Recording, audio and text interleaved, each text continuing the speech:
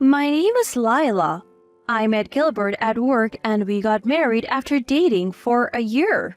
Now, I'm a stay-at-home mom living with our 3-year-old daughter, Arya. I am in my late 30s, but thanks to my energetic Arya, I feel more physically fit than before.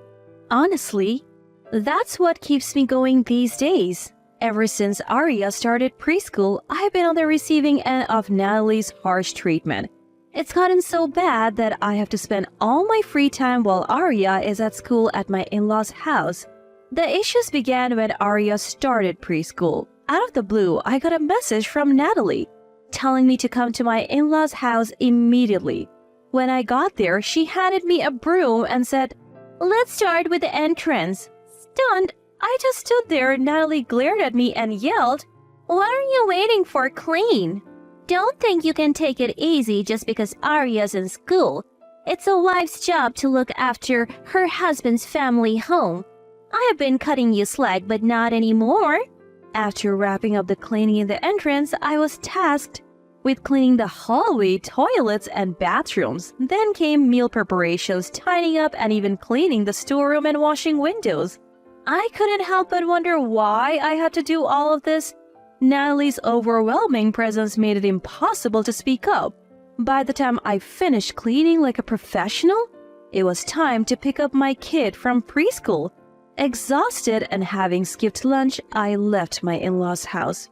From then on, Natalie started summoning me regularly, piling on chores until the last possible minute before I had to leave to pick up my child. I started resenting that this was eating into quality time with Arya. I had, of course, talked to Gilbert about this the first time Natalie called me over. "Mom's right, I work hard for the family. You lazing around at home makes no sense," he said, laughing dismissively. Lately, I have felt that Gilbert is looking down on me. He doesn't involve himself in household matters or with Arya. "We can live because I'm earning money," he keeps telling me, ordering me around. Worst of all, he once smirked and said, "If you don't listen, I can cut down the living expenses, I have thought about divorce multiple times, but considering Arya, I couldn't take that step.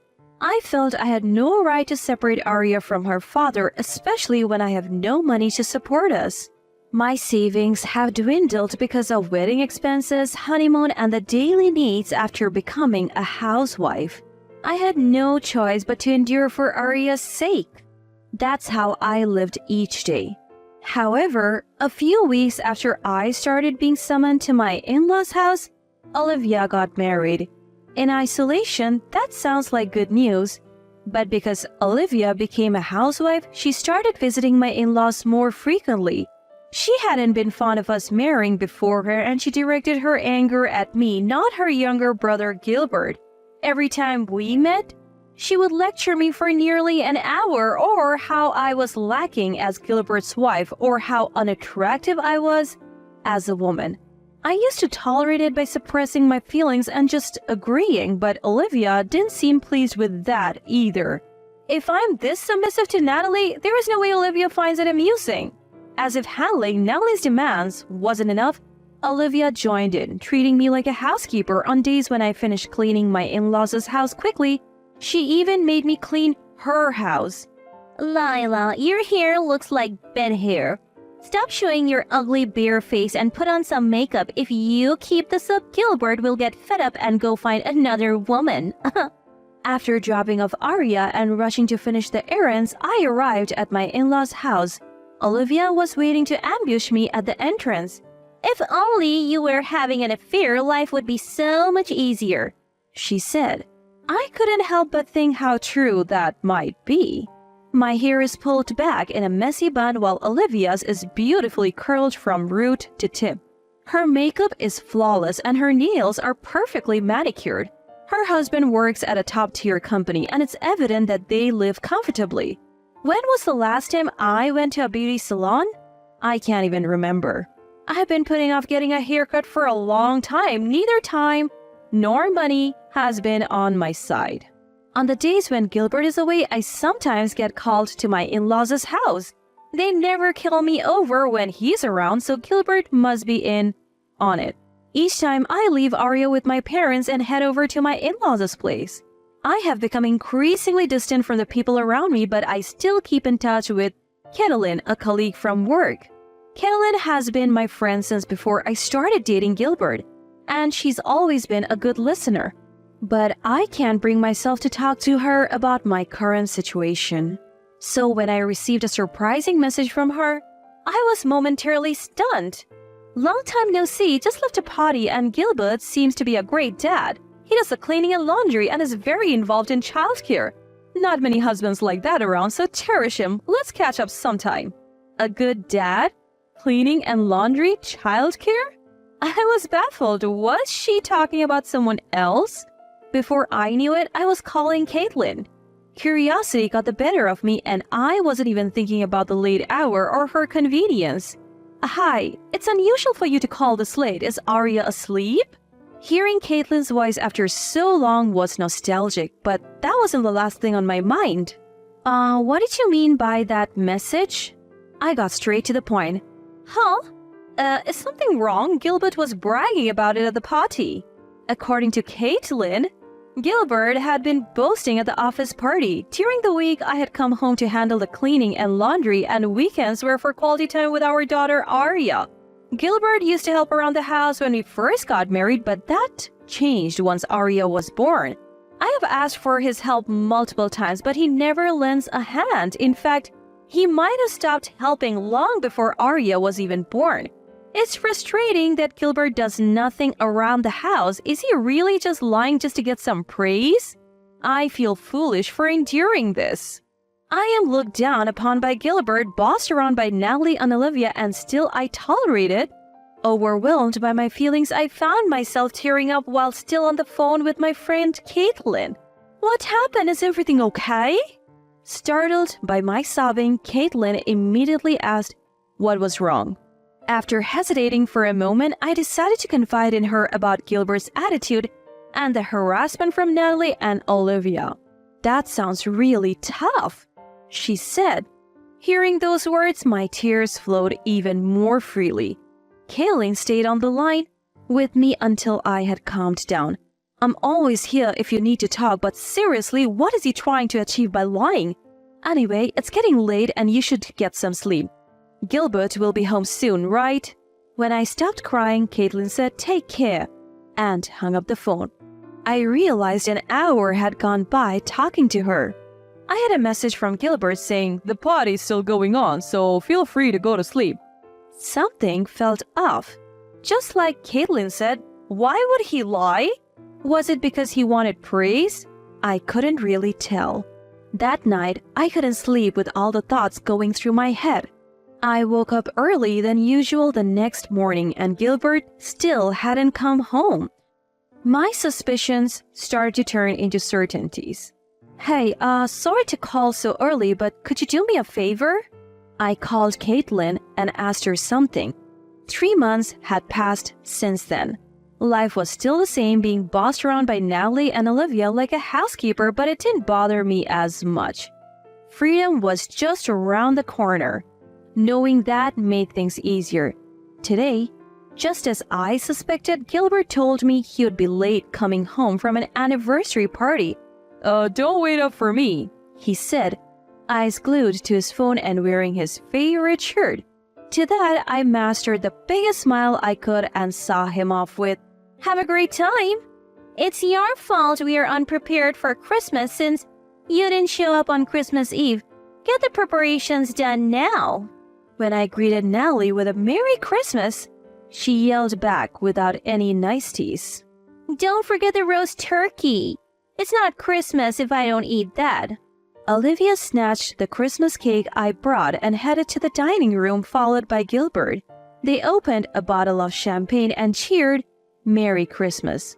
Despite Arya not being with us because she was at her grandparents', Natalie and Olivia didn't say a word. I guess they didn't care. "Make sure to clean really well today. I'll even be extra thorough to make up for you not being here." As if it's not bad enough that my husband is already stressed from work on Christmas, now he has to eat that terrible cake. Make sure you prepare dinner before you go too. Natalie and Olivia kept coming into the kitchen to make various demands. Still, I obediently said, "Okay, got it." Natalie looked a bit suspicious, but Olivia misguidedly said, "It's because it's Christmas," which almost made me laugh. By the time everything was done, it was almost evening. All three, who had been drinking since morning, were flushed. As soon as I said, "I'm done," my empty stomach growled. Natalie and Olivia burst into malicious laughter. "Once you're done cleaning and cooking, get out. There's no food here for you." Both of them said it in perfect unison as if they had practiced. Sorry about them. Why don't you go home?" Scratching his head, Gilbert pointed to the entrance with his chin. He probably thinks of me as nothing more than a housekeeper. I'll soon see you go through hell, so you might as well enjoy yourself now. Don't worry about it. With a big smile on my face, I left my in-laws' house. A few days later, I got a call. It was from Gilbert. I hadn't gone back home since Christmas and had been staying at my parents' with Arya. The message read, "When are you coming back?" But this wasn't the first time he actually called. Finally, the moment has come. What the hell is going on? Even through the phone, it was clear that Gilbert was furious. "What are you talking about? I can understand unless you explain." I feigned ignorance. "It's about the documents that arrived. It says it's from a lawyer, but you set this up, didn't you? Quit messing around." I responded coldly. "Any complaints about demanding compensation from a cheating husband?" Yes. What I had sent to Gilbert was a certified letter. I had gathered evidence with Caitlin's help and had a lawyer draft the documents. Ever since I received that call from Caitlin, I suspected Gilbert was having an affair. Throwing back, ever since I got pregnant with Arya, Gilbert had been coming home late, claiming it was due to overtime. "I have to make money for the family," he would say. But I began to suspect that it might be an excuse to cover up his affair. I asked Caitlin to investigate whether Gilbert was actually working late on the days he claimed he was. Despite the inconvenience, Caitlin happily agreed and had been keeping tabs on him. My suspicions were confirmed. Gilbert was having an affair with a colleague. Probably the lie about being a family man who takes the lead in household chores was to appeal to his affair partner. That colleague seemed to openly wish for a husband like Gilbert. The photos sent by Caitlin were evidence enough, but I had also planted a voice recorder in Gilbert's bag during our anniversary party.